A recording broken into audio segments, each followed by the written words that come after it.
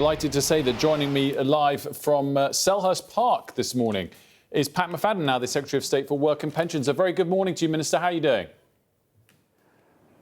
I'm doing well. Good morning from Selhurst Park. I'm here to launch a programme of youth hubs to help get young people into work. And we're doing that with the help of Crystal Palace and a number of other clubs in the Premier League. And we're going to come to that in just a moment, but just wanted to pick up on the story that Serena was setting up for us there, and this issue around whether £700,000 of donations was correctly declared or not, and Morgan McSweeney's role in all of that. It was put down as an admin error. New emails seem to suggest that Labour lawyers were purposefully trying to misframe it as an admin error in order to get around electoral college rules. What's your view on all of that? Well, I saw the statement from the Electoral Commission, which is the body charged with policing declarations and electoral rules and so on. And they said yesterday that all these issues had been looked into 3 or 4 years ago. I think that did happen, and I think that's their verdict on it. I think Morgan is a highly talented individual. I'm not surprised the Tories are targeting someone like that. They'll see him as a formidable opponent. After all, someone who worked with me to help deliver the biggest Labour election victory for a long, long time. So I'm not surprised that his political opponents will use every weapon they can to try and attack him. Do you think he'll stay in his post?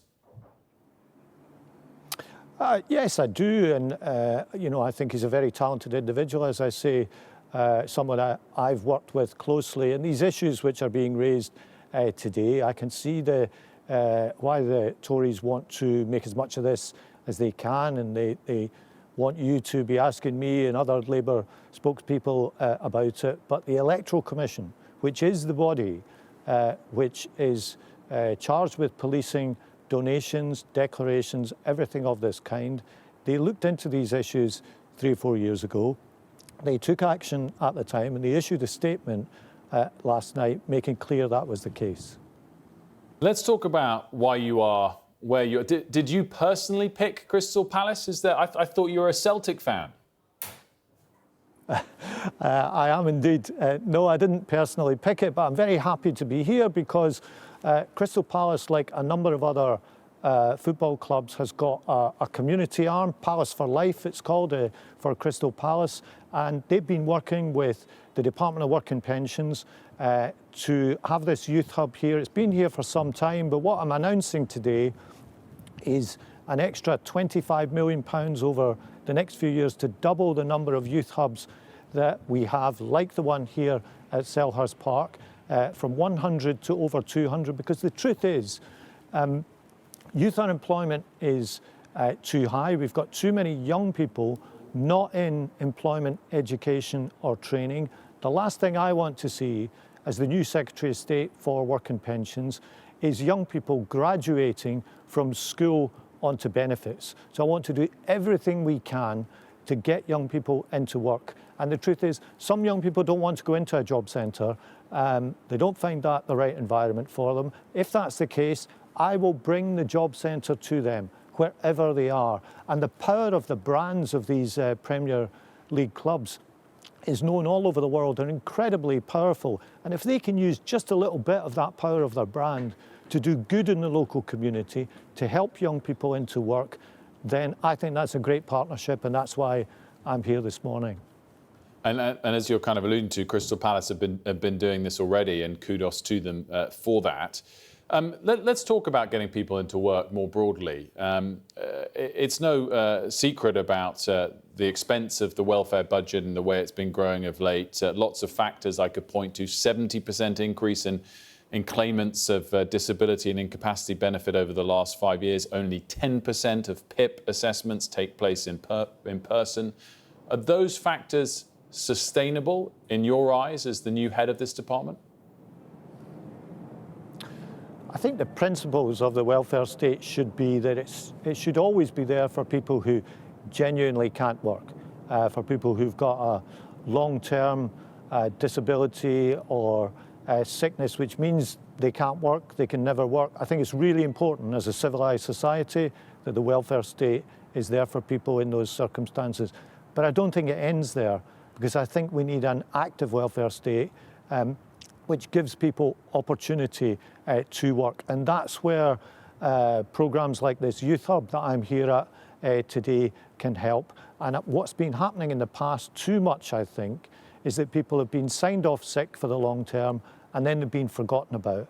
And one of the changes that we've made is to bring in a programme called Pathways to Work, where we invite people in and say, you've been off sick for a long time. Is this permanent? Could you work? Is there any more support we can give you? Now, that's not been happening in the past. It is new to do that. And I think we need to do far, far more of that in the future, because it's not good for people just to sign them off sick and forget about them. And as you hinted, it's not good for the benefits bill and the taxpayer either. What about the triple lock, Minister? Is that something that should be at least considered as part of a broader review of the pension system? Well, again, I think it's important in the system that pensioners have security in retirement. The triple lock's been there for some time. We said we would keep the triple lock when we fought the election last year. We will stick to that for this Parliament. It's important, and I think it's really valuable for pensioners, because it will mean that the state pension, the new state pension, rises over the course of the Parliament by around an estimated £1,900 a year. So we're keeping the value of the state pension. Like everything else, it's a choice, but it's a choice that we made when we fought the election last year to keep and maintain the value of the basic state pension in that way, and that is why it's done through the triple lock. So some people frame it as a choice of pensioners ahead of children in light of the two-child benefit cap, which I know there's a lot of pressure within your party to lift. There was some reporting suggesting that could be lifted even before the upcoming budget. Well, I understand why people care about children living in poverty. We all care about that, of course. And one of the changes that we made was to extend free school meals to families on universal credit. That will lift about 100,000 children out of child poverty. We've also got a programme of breakfast clubs. We've extended the hours for working parents. So we're doing everything we can to reduce child poverty. It's quite right that my party cares about that. No one wants to see children growing up in poverty. But as we've seen through the course of that interview, whether it's incapacity benefits, the state pension, benefits for children, all of these things, of course, have to be paid for, and we have to consider all of that in the round with everything else that the government has to do. I guess summing all of that up, though, Minister, is an important budget to come in just a matter of months. There's not a message coming from you to the bond markets that there'll be any significant changes to welfare expense for the rest of this year. Oh, I wouldn't say that. We've made a very significant change, which has just gone through Parliament, which is to change the incentives in universal credit, where up until now, people could, I'm afraid it was double the money if people declared themselves unfit for work. We've legislated to change that incentive to get a better balance between the standard rate of universal credit and the rate for long-term sickness. I think that change has been under-noticed. It's just gone through Parliament. It will come into force next spring. It's a really important welfare reform, because in all the benefits we've talked about in this interview, perhaps we've missed out a really important principle, and that is that the welfare state is there not only to look after people, but to help them into work. That's a matter of incentives, and it's a matter of support. And we've got to bring both of these together to get people into work, whether that's young people or whether it's people who've been perhaps sick for a while, but with the right support could get into work. And that's a big legislative change that has just gone through Parliament. And just finally, Minister, I know we sent this to you and your team before the programme, and Ashish Joshi, our health correspondent's report about Natalie Brayley-Brett, who's living with an incurable brain disease. She got it from an NHS operation when she was just 3 years old. It's unclear how many others could be in a similar position. What is your view on that, and I guess how damages should be attributed to her? Well, I think the NHS should look into this. As ministers probably often say on your programme, it's difficult to comment on an individual case when you don't know all the circumstances. But from what you've said, it's a very distressing case. The NHS is there to care for us.